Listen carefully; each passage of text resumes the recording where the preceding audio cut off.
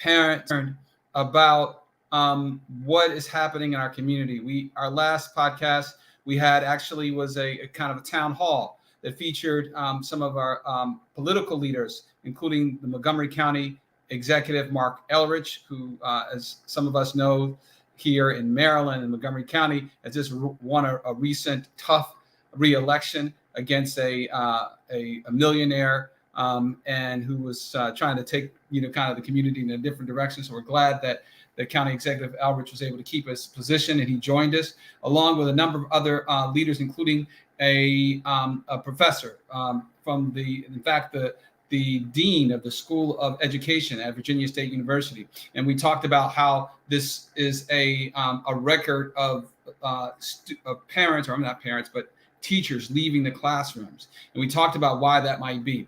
And we talked also about to law enforcement leaders, including a sister who was running for the state's attorney's position here in Montgomery County. Bernice was talking to us about how Bernice North, that is, Attorney Bernice North, was talking about how we have to do some things different in order to incentivize and encourage our young people to, go away from some of the conduct that leads to violence. And so we have come up with some really interesting ideas about how to do that. And we're going to be talking about that at our upcoming cyber summit during the Congressional Black Caucus Week. So if you haven't gotten your tickets for that, definitely go ahead and do so. And in addition, we have, in addition to the Cyber Summit, we have a hackathon taking place that same weekend for all of our students. So we have a lot going on here at STEM4US, and we want you to be a part of it. And one of the great things we have is we have a great conversation with somebody who has a beautiful story to share with you. So without any further ado, let me bring on to STEM4US's Cyber Podcast, Abby Hussein. Abby, how are you doing, brother? So, Abby, can you hear me? Because I can't hear you. Apologies. I think I was on mute. I'm doing good, brother. How are you? That happens sometimes. We are on mute and we think that we're talking, but in fact, not only talking to ourselves, right? Right. Excellent. Well, again, if you are with us, we want you to share this conversation with any of your friends. If you're not already subscribed to the platform, we want you to make sure you subscribe so you can get a reminder about any other guests that we have coming up. All of our other guests are, again, quality people just like Abby. We want you to be able to connect with them. And if you support this conversation, if you support what STEM4US is doing, then we want you to go on to our website, and we're going to drop that in the chat. We want you to go and join us as one of our partners. We can only get this work done with partners, parents, people who want to build families who are not yet parents, people who are professionals and who see a need to increase the mentoring, particularly of our youth, and people who are just afraid of every day being carjacked, perhaps because our youth are out of control. These are the types of people, if you are fitting into any of these buckets, we want you to basically go on to our website and support us, because we have some great ideas about how to prevent this violence and also address the nation's shortage of cyber workers. So with that said, Abby, if I was going to be basically, first of all, where are you beaming into from today? Okay, I'm dialing in from Silver Spring, Maryland. And yeah, my home in Silver Spring, Maryland. Excellent. We're grateful that you could join us. We have had people from all over the country, so I always have to start that off. Like where you zooming in, if you will, or broadcasting in. So with that in mind, if I was going to pick up a book called The Making of Abby Hussein, and I was going to start at kind of like the beginning, of where you came from, and particularly your college years. What would that kind of give me a quick like 3-minute summary of how that book might read? It would be pretty a work in progress. When I first started my college career, I had one goal in mind into study computer engineering, and I kind of got distracted along the way, um, working part time as well as trying to continue my studies as well. So I had some some obstacles as well that maybe derailed me, but I could have done a better job of being focused. If I know what I know now, I may have done things differently. And it did take me 10 years to graduate from my undergraduate degree, but I would say the story would mean perseverance, would be a story of perseverance, a story of, not quitting, a story of, you know, the Can you tell us a little bit about, you say, oh, it took you 10 years. And sometimes when you say that, people think, oh, almost kind of like, oh, it's an embarrassment or something like that. But it's not. I mean, and I think there's a story behind that I would like for you, if you wouldn't mind, share with some of our students in terms of what are the obstacles that you ran into and how you overcame them. You mentioned, and maybe you can share a little bit, did did you have to work to put yourself through college? Can you talk a little bit about that? so so I did start working. I was working part time as a computer technician or computer sales specialist at Circuit City when I first started, and then that was for about a year, and then afterwards I transitioned into a position at a Marriott hotel in downtown DC, and I was working as a night auditor and front desk agent. So oftentimes I would work at night. Um, on the night shift. The night shift is starting at 11:30 and completing at 7 a.m. And then sometimes I would finish that shift and uh, go straight to campus to attend a class. And you know, when I said that I could have done things a little bit differently, that's maybe one of the parts because you know, going to class with no sleep, um, it's not this, it's not an ideal situation for learning. And you know, night is good. It's intended for it's for sleeping. So, uh, uh, but that's one of the challenges I would say.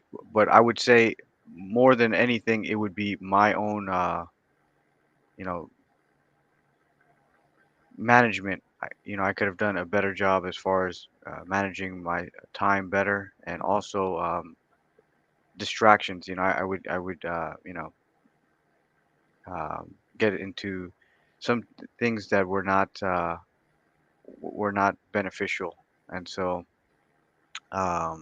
whether that be playing video games or staying up late on my own, that may have not helped me. So You know what? It's funny that you said that, Brother Abby, because and I see Sister Malia has joined us. I'm like Sister Malia. She's so beautiful. And Sister is really doing a wonderful job. And we look forward to actually having Sister Malia on our podcast as well. But one of the things that I talked about in the lecture this morning at the masjid is about what you just said about how some of us have worked. We call ourselves working more than any other person, right, trying to be the best at working hard, but we're not working smart. In fact, what we do sometimes is actually we're working in such an imbalanced way that we say that we're doing this for the sake of the Almighty. For those of us who are Muslims, so we say we do it for the sake of Allah, but in fact we're actually being tricked by Shaitan, the devil, because we're not even basically we're not even doing it in the right way. First of all, when we say we go and pray, our mind is thinking about something else. So we're not even praying to Allah. We're actually praying to ourselves, or praying to the person who had wronged us, or paying to the money we want to basically make, right? And going to our bodies. We're not giving our bodies their rights, right? Because we're not sleeping at the time that we should be sleeping. As you know, the best of all of mankind, the Prophet Muhammad, when he actually went to sleep, he went to sleep right after the last prayer, and then he shut down. He didn't stay up all night, 2, 3, 4 o'clock. He did get back up at night to pray again, but he went to sleep sometimes 8, 9, 10 o'clock. And then he had a siesta after he woke up for the morning prayer, like about 4 or 5, 5 o'clock or so, 5, 6 o'clock. And then he stayed up until noon, and then he actually went back to sleep. But he had a beautiful life, and he was the best husband because he also gave his family, he gave his wife her rights, and that's something that we don't do. Can you tell me a little bit? If that all does that resonate with you at all? Would that be one of the lessons that you share with our young people who might be listening to you? Yeah, I would say that, yeah, it's definitely, yeah, the Prophet Muhammad sallallahu alaihi wasallam is, you know our best example, as Muslims. So using that as an example, absolutely, would say there's a wisdom behind you know sleeping on time, and that way your day can be aligned with the prayer. As you know, Muslim prays 5 times a day, and the Fajr prayer, the dawn prayer, um, that prayer should be the start of your day, and it should not be a prayer that you get up to and needing to go back to sleep, to get the couple of hours that you missed from the night before. It should be the start of your day, um, and hopefully a productive day. So if we're able to align our day, to the prayer, or schedule it around the prayer, you know, and follow the example of the Prophet Muhammad, then uh, we would be in a better situation, in my opinion.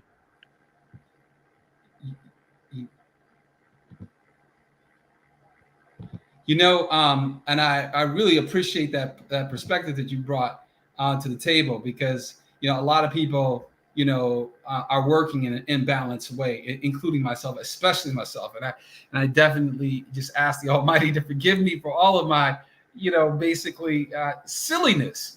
Sometimes I would be basically working so hard that I would get to the dinner table late almost every day, and it would frustrate my wife because the food would be really good, and warm, and by the time I got there, the food was cold. Because again, in my mind, I'm doing for her, I'm doing for the family, but in fact, I'm doing the opposite. I'm destroying the family. And may Allah, protect my family and strengthen us. But tell me, with that in mind, what is an average day like in your life? And how do you try to work for that balance that we've been talking about this morning? Uh, Average day in my life is pretty much, you know, you know, trying to um, work, and um, yeah, try to. Give me some examples, if you could, of like some of the projects that you have to do, and like how do you fit that? You wake up. You said in the morning. Do you? How does that day work for you? If you were to give like a schedule, if you will, of your day. Yeah, just wake up with begin with a prayer, and you know if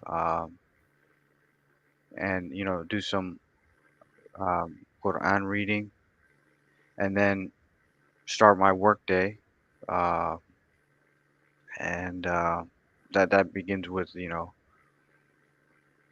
checking emails, and taking any action that needs to be taken.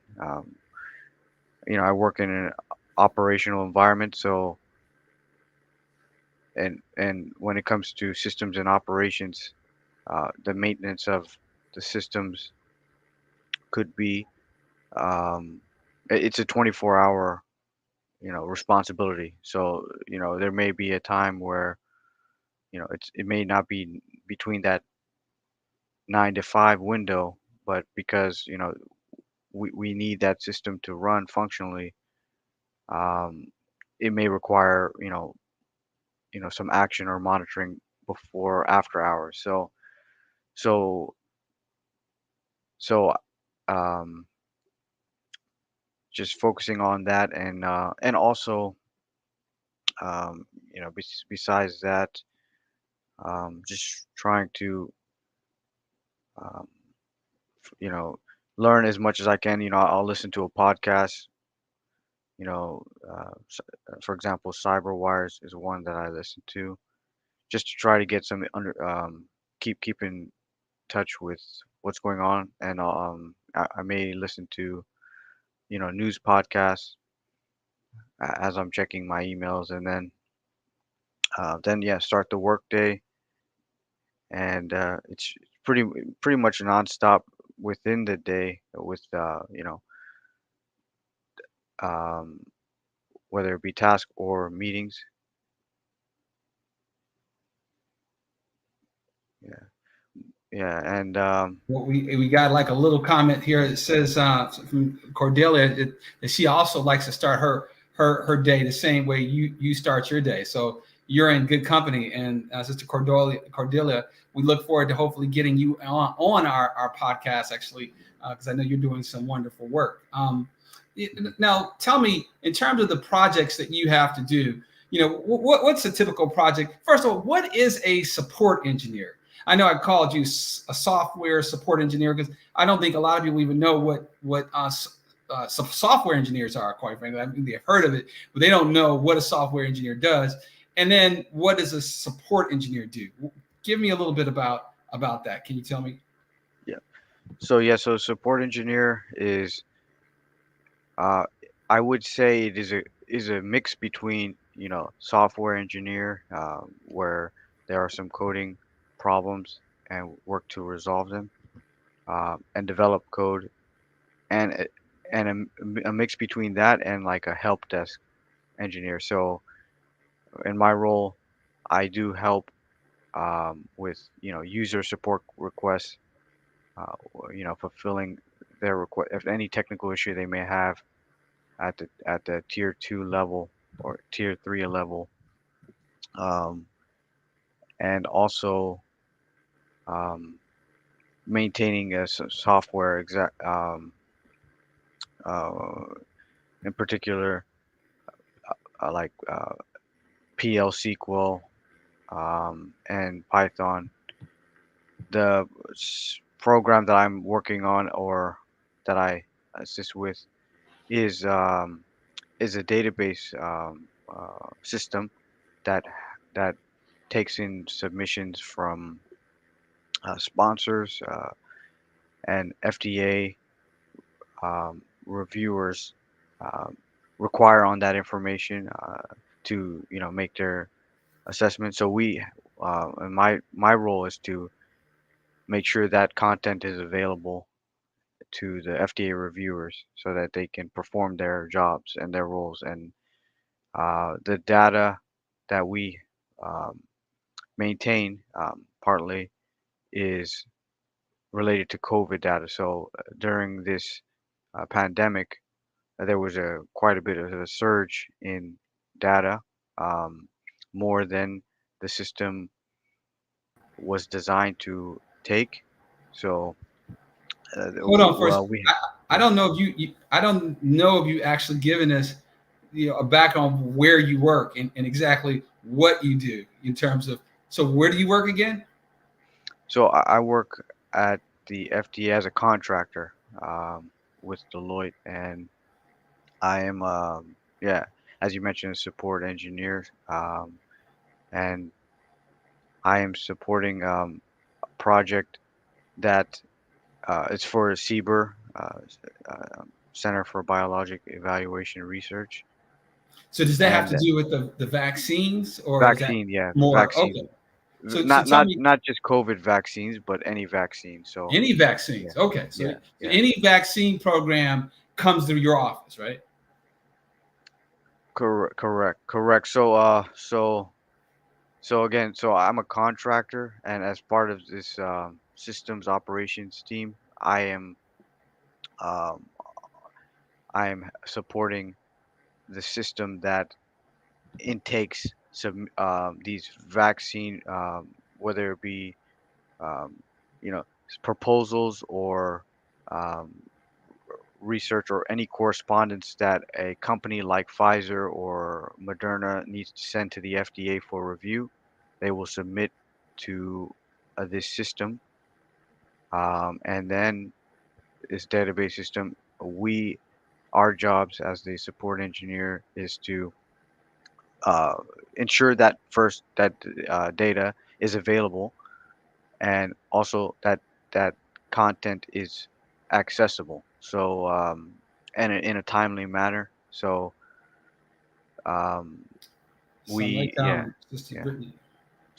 So that's kind of the role there. Just making sure that data is available to FDA reviewers, and um, if there are any issues with accessing it, then assist them in that.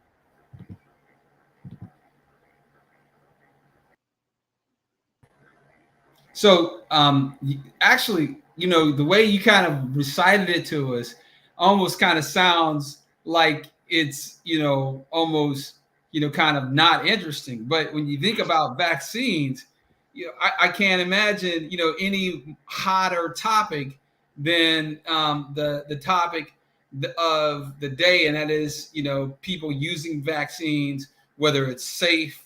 I think kind of like there's a almost beyond that. I know this time last year, everybody was talking about, oh, if you don't take the vaccine, you're going to get fired, or and in fact, I think that even the mayor of Washington D.C. says that if the children don't get vaccinated here in Washington D.C., they can't go to school or can't even take remote classes. I think that's a unwise idea, because we can't afford any obstacles. We know how people who are not educated, and this is something we talked about our last podcast, the most of the children who are doing the violence inside of our communities are those children who literally dropped out of school for whatever reason. The people, not the people who are actually going to the class every day, but the people who, for whatever reason, family breakdown oftentimes is the cause of this, who are not in the schools. So if she is basically creating a blockade for parents for whatever reason, and some parents have valid reasons for not taking the vaccine. Then the question that and a challenge that I would ask her to come up with and her team is: so what are you going to do? What's the alternative? Are you going to provide something for the children to do while they're not in school? Because if you don't, you can pretty much guarantee where they're going to be, and that's going to be on the streets, basically, being menaces to the society. I mean, what do you think about that, Abby? Mm, yeah, yeah. What I think that I don't have enough knowledge as far as in particular to the science aspect on the because I don't have a medical background. I'm coming from an IT perspective. I'm running on the data, but from what I can say is from at least as far as part of my faith allows me to um, lean on the scholars. What do you have? There's a concept of scholarly, consensus, and the scholarly consensus is that the vaccine is safe, and it's better than um, the alternative, which is not taking it and exposing yourself to um, potentially fatal side effects.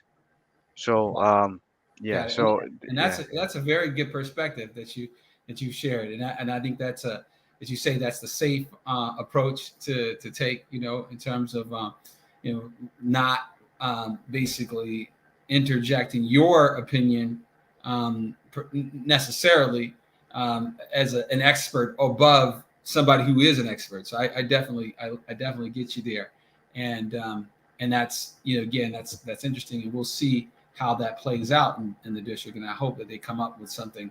But let me ask you, going back to something that you may mention about what you would have done differently. You mentioned what you would have done differently in school. Tell me about your first jobs in the work area after you graduated, after the success after 10 years, as you mentioned, getting that degree. What did you do immediately, and what would you have done different? So when I graduated in 2017, December, immediately I began searching for jobs. And actually, before then, I had been attending a lot of uh, career fairs and, trying to attend networking events before I graduated because I understood that it may be difficult when I graduate to find jobs. And I was not successful finding jobs. So I graduated in 2017, and I attended so many career fairs and job fairs and meeting with networking. And I did interview with some companies, and I just did not, I was not selected in a lot of these jobs. And it was disappointing. It was frustrating. It really was in a way deflating, but I continued, and I want to say in maybe when process continued until spring of 2018. um, I just I needed to do something, so I started working as a as a I delivered. I was like an Amazon Flex driver, so I would deliver packages to different customers. And then I would take different jobs. Like there was another job where I would deliver car parts with Parts Authority, was a contracting where I would car parts to different dealers. Um, so yeah, it wasn't that it paid much at all. It's just I wanted to get in the habit of working instead of sitting at home doing nothing. I mean, I wasn't doing nothing. I was applying, but just I wanted to feel like I was working and earning. So I would keep myself busy with that. Um, I would also, try to volunteer my time. I started volunteering at an organization at our local masjid, MCC, organization called CMA, Concerned Muslims of America. So they had some programs to help, you know, that like people in the community, for example, college scholarship for and a high school scholarship as well. And then also like they provide zakat and sadaqah to needy families. So I try to keep myself busy that way, and in the meantime continue studying, trying to improve my skills. I enrolled in an IT training class just as a refresher on help desk, and it was called Vets Group, and in DC. I found out this information from a family friend, and also through WorkSource Montgomery. They have these training facility opportunities with different organizations. So I began, going there on evenings and practicing studying for different certifications, particularly the CompTIA Plus. Uh, so, um, and so just keeping myself busy with that. By I wouldn't say November of 2018, I had I had also taken another course with Montgomery College, on cybersecurity as well, training. So actually, it started in earlier in that fall, I think September, but it completed in November. But I was taking that course in Security Plus training, and I continued to apply for jobs, and then I finally uh, found this job at the FDA, where I applied, and as a contractor for help desk uh, IT liaison, and I started that job in January 2019, and ever since then I've been at the FDA, and my role has grown over the years and months from that That's time. actually a beautiful story, man. And I'd like to see, Abby, if you can kind of dissect that a little bit. What do you think was that which finally allowed you to kind of cross the threshold? You had gotten a degree, you had taken all these classes, you were networking with friends, as you said. What is it that actually allowed you to get your first job?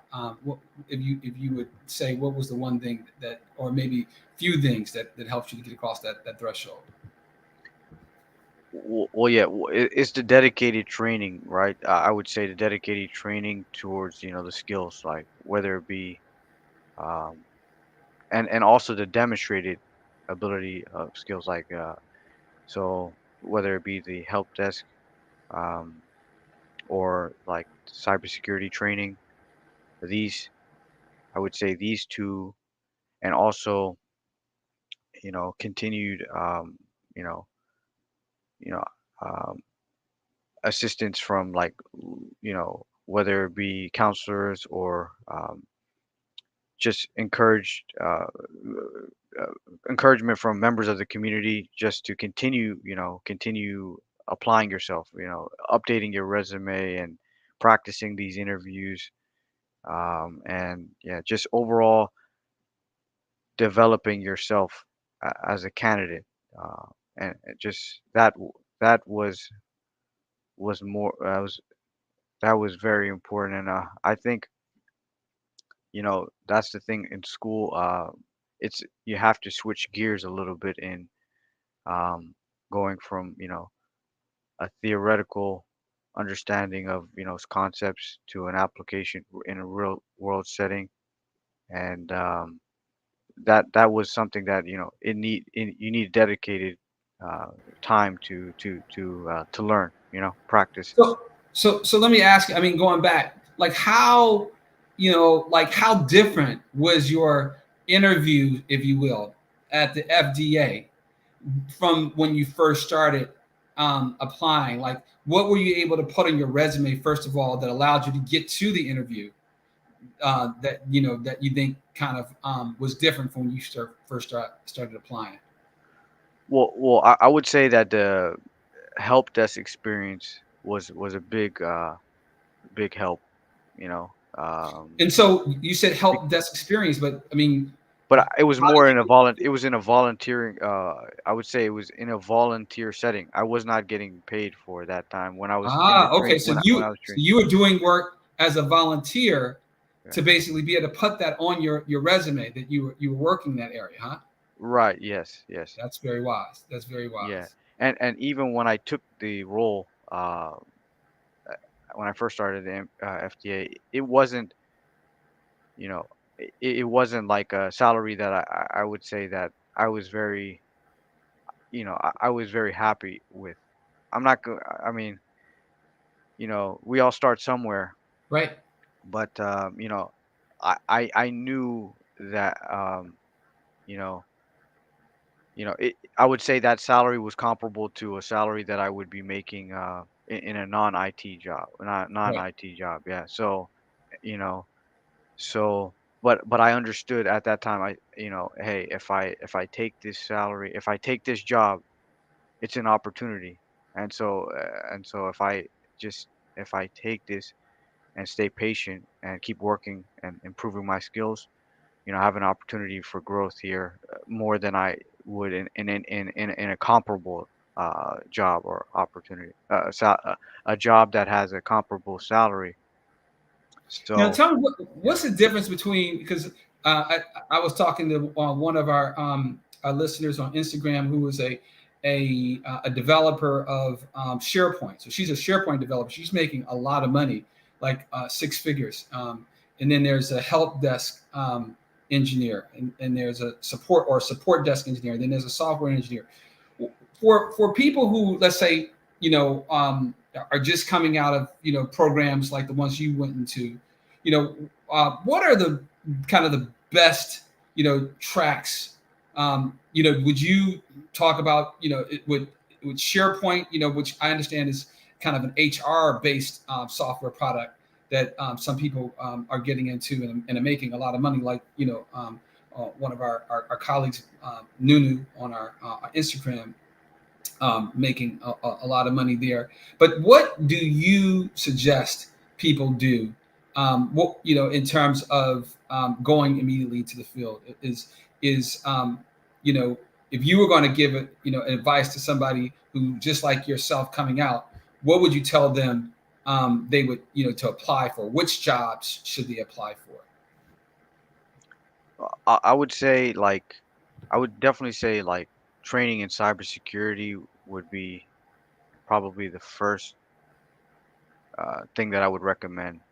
Just there is a strong need for professionals that have knowledge on cybersecurity principles, and you know, these days there are a lot of threats and vulnerabilities, and there's a concept that you're only as strong as your weakest link in an organization. So if and that comes from user education, so and especially employee education. So if I think that would be you know the area that I would recommend anyone that's just looking for a way to start into um, a way to get into IT and to focus on that area. And it's not a if someone does not have any coding experience,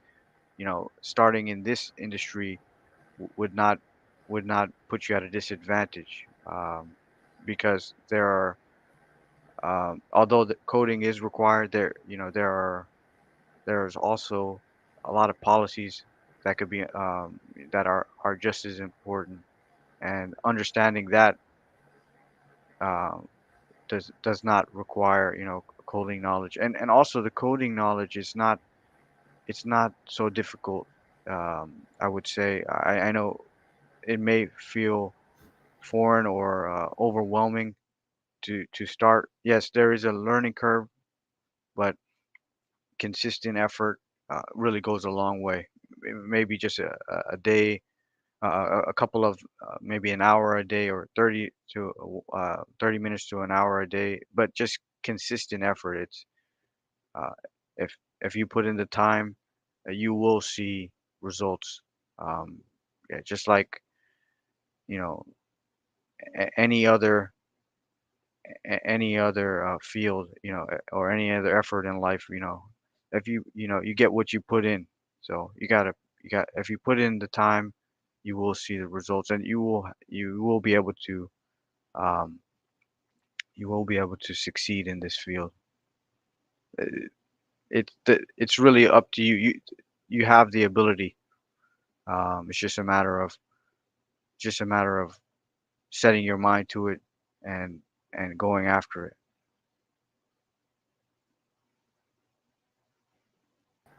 I totally salute you. I was just telling our Instagram people, a story of one of our colleagues, actually, my wife, who was doing some good work in this area, and it's really interesting to see that this type of work, in terms of IT work, is something that can really change. It can change your whole condition, and I appreciate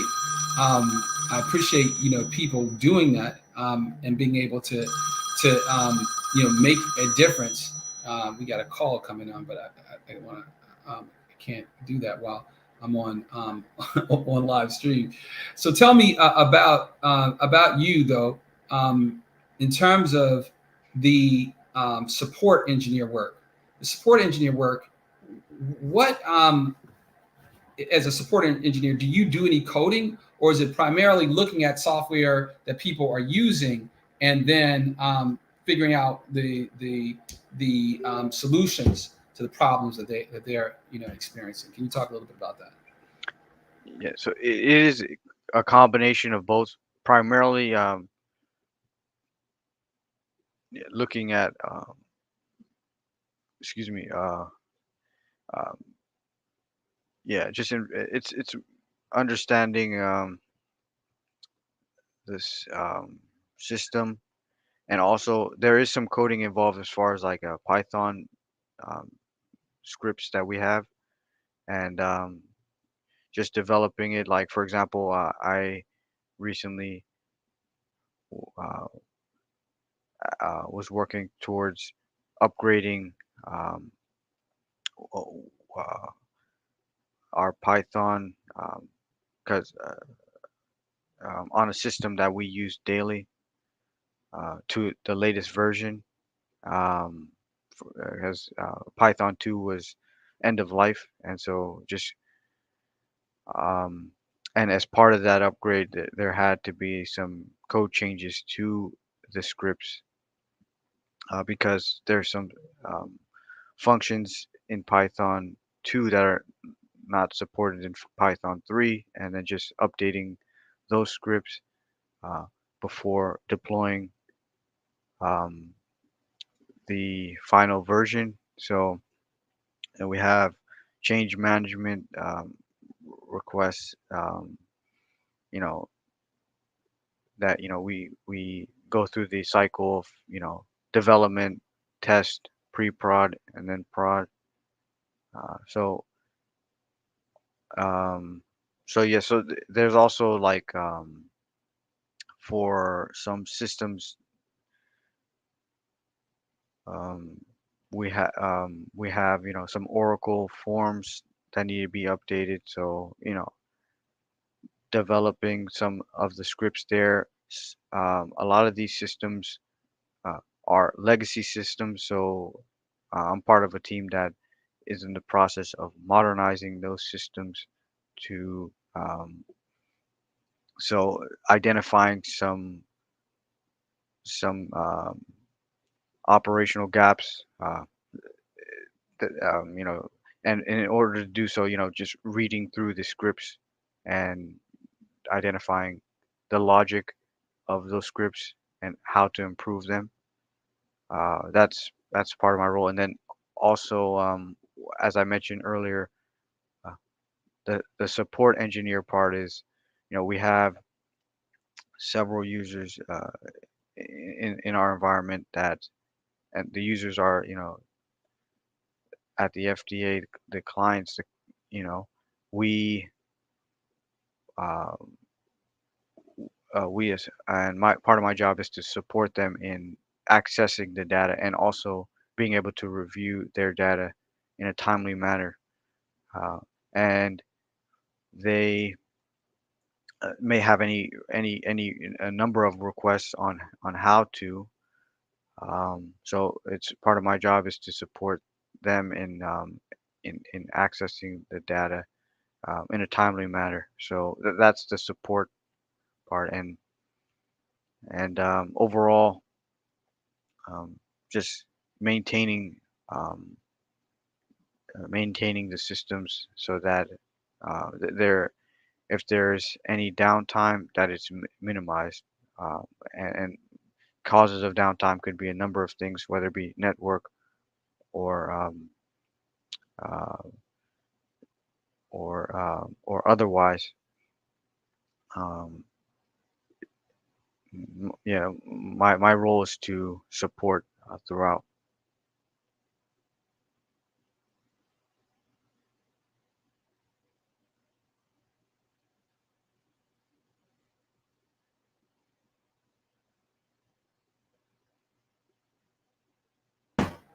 Abby, sorry about that, man. You gave a real good you know, beautiful rundown on what it is that you did and how to go. And I've been basically making notes about that and how, again, how people can get themselves, in there, because a lot of people, they don't know and they want to be able to get into these six-figure jobs, and you're breaking it down. You know what I mean? A lot of, it's almost kind of like, you think, oh, just go, graduate and you get it, but it's not. That's not the case. You know what I mean? You got to put in work, as you said. You got to, take jobs that you don't necessarily think are the ones that are paying what you should be getting at first, and then you got to, basically live under the radar, if you will, until you kind of, build up, and then you can, kind of share what you've learned, and that's what you've done today. And man, I really, really appreciate what you've done today. Let me ask you, going back, and again, we don't want if there is anybody who has any questions, don't hesitate to put there. But can you tell me what are, you now in this position? What are your goals? What do you see yourself in the next 5 to 10 years from here? So, I'm particularly interested in artificial intelligence and machine learning, and this technology, uh, primarily just, uh, you know, finding ways to um, make uh, make things easier for us as humans, as well, with developing systems that assist and are that you know are try to eliminate any biases that a machine may have. And so I do, um, this is and in my role now, starting to look into these technologies, particularly data science, um, and my goal is to continue in this and to being able to implement real change through data, and understanding how to um, how to do so in a proficient level. So yeah, um, that's my goal, particular, and I do have quite a bit of um, uh, that's from the professional standpoint, my goal there. But in my personal, I do would like to continue working so that I take care of some of my f- family needs, and also I do have some student loan debt that I'd like to um, take care of as well. So just staying focused on those things so that I can be successful. Yeah. So I guess you're going to be applying for the 10 to $20,000 in student loan debt, that is coming down the pike. I don't know how much more that would leave you with, but I guess every amount would probably be good at slicing away what you have. Is that correct? Yeah, so I actually was a Pell Grant recipient, so I mean, I should be eligible for I'm hoping the maximum. I'm hoping, but yeah, it would definitely help. Although it would not eliminate all my student debt. Something is better than nothing. I'll definitely take it. I don't know if there's an application process. It doesn't seem to be so anything there yet from what I've seen, but I would definitely be pursuing. So, it's funny because since a lot of people don't know about that, I'll go over it. Um, that in terms of, how do you provide for, so basically anybody who got 20,000, up to 20,000 in debt, it provides up to 20,000 of debt relief for anybody who was eligible for the, with the Pell Grant. Um, and 10,000 in debt cancellation for non-Pell Grant recipients. So the question is uh, the how to actually apply, as you said, right? Uh, and and that's something that I don't know actually at this point how people apply, but the question is how do we get that information out about that? So it said basically borrowers can sign up to be notified when this information is available. So I'm going to boom, I'm going to put here in the chat some information so people don't miss out, because oftentimes that's what happens. People miss out on the debt relief. So I put it in our chat, and in the YouTube, and I'll also try to share it with the Instagram family, because I think that people need to definitely take advantage of it. Although I'm like some who believe that they should have just forgiven all of the student debt. Why not? Help all the those who have been struggling for years to just have a clean slate. The money is still going to go back into the economy. You know what I mean? The debtors will get their money from the federal government, but the people who are paying, instead of paying student loans, they'll be building homes, or doing other things. So again, I think it's a win-win.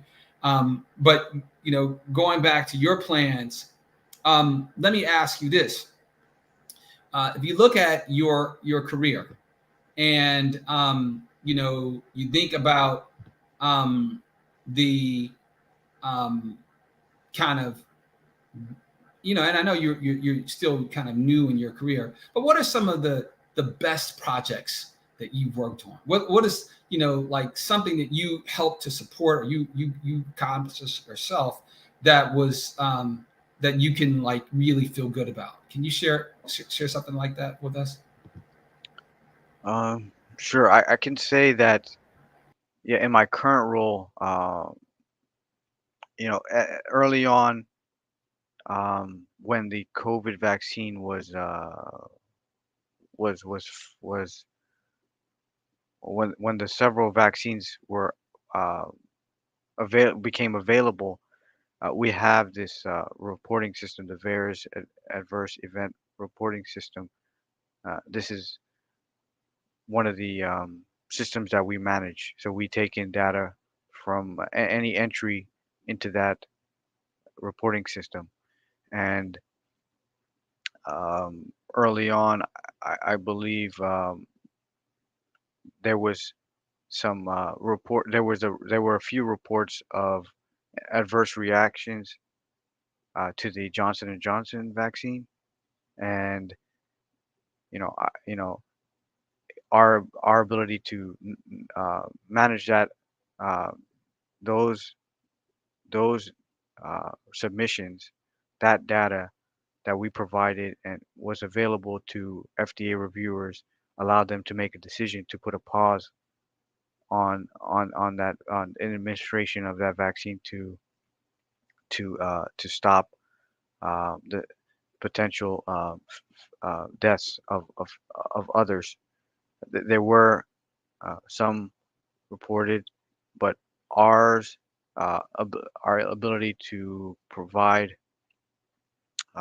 the data in a timely manner to the reviewers on the FDA side enabled them to make a quick decision to halt the production and administration of that particular vaccine until further work was done there. So uh, I think that it could, that would be the most meaningful that I've project that I had worked on, as far as you know, real world impact. And yeah, in a way, you know, in a way, working with this data, we are frontline workers.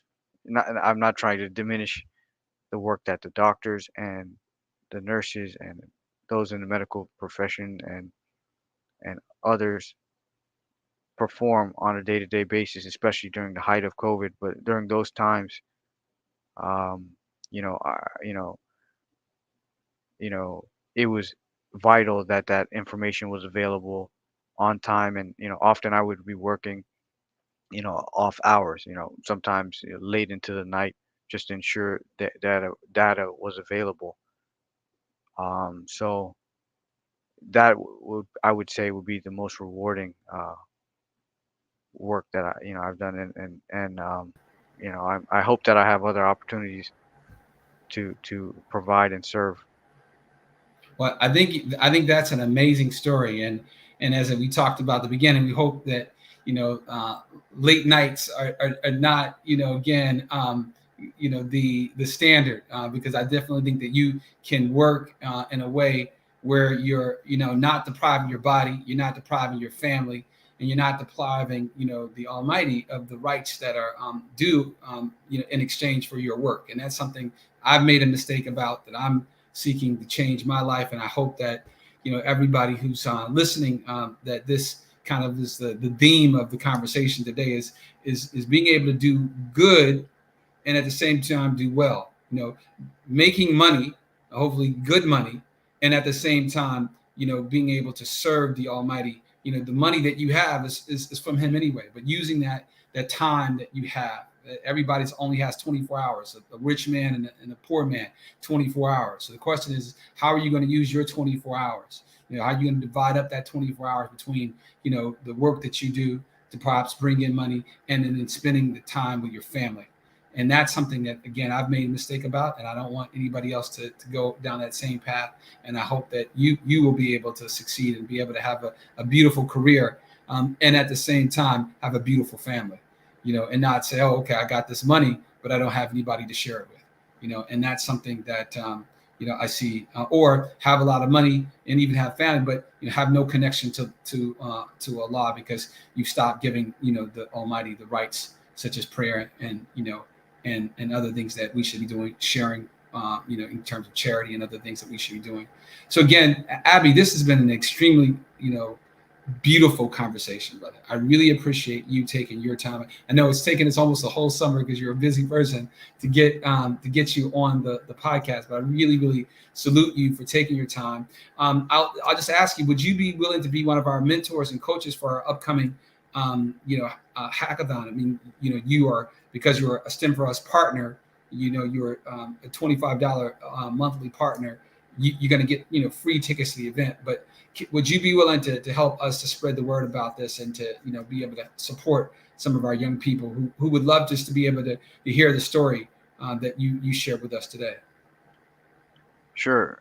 Yeah, I'll be available. Just yeah, I think I saw your invite on that, so definitely that would be good.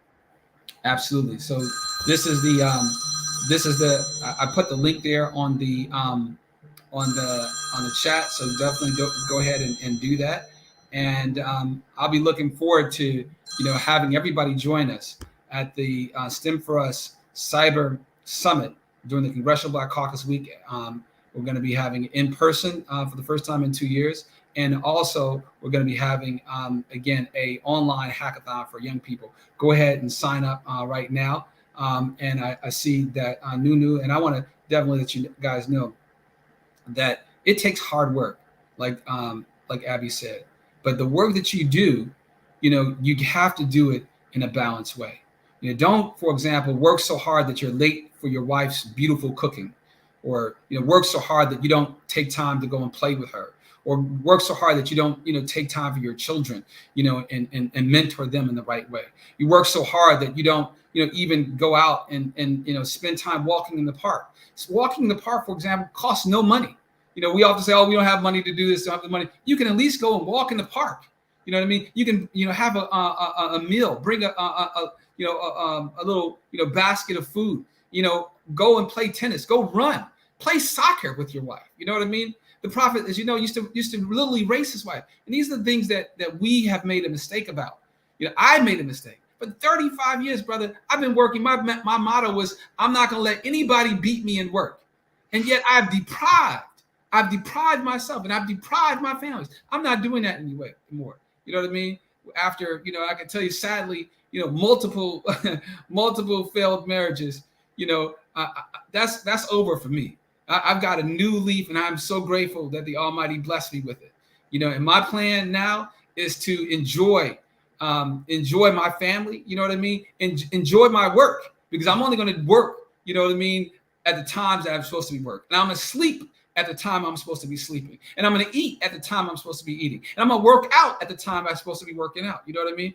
But all this, stuff, wanting to be the hardest worker, thinking that was actually going to be helping and actually serving our family and serving Allah, was a mistake. It was only a trick by Shaitan. And I'm so glad, it's taken me, as my wife used to say, I'm old at 52, but it's taken me 52 years to figure that out. But hopefully you, Abby, and everybody who's listening to that, it won't take you 52 years to learn those secrets of life. Yes, brother. Yeah, that's that. I thank you for sharing that. Yeah, because we could definitely benefit from that.